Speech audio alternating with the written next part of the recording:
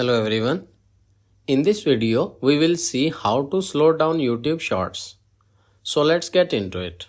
First of all, let's navigate to the YouTube app on your screen and tap on the icon to open it. Once the app opens, scroll through the feed to find the short video that you want to slow down. When you find the video, tap to open it. Now what you need to do is tap on the thumbs up icon to like it. Next, tap on your profile icon located in the bottom right corner of the screen. In your profile page, tap on liked videos to access your liked content. Find the liked short video that you want to slow down and open it.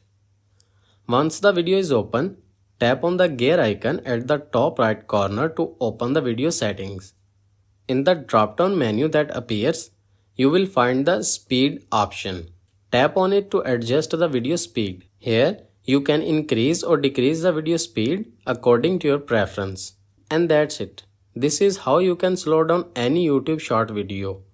I hope this video is helpful for you. For more information, please subscribe our YouTube channel and thank you for watching.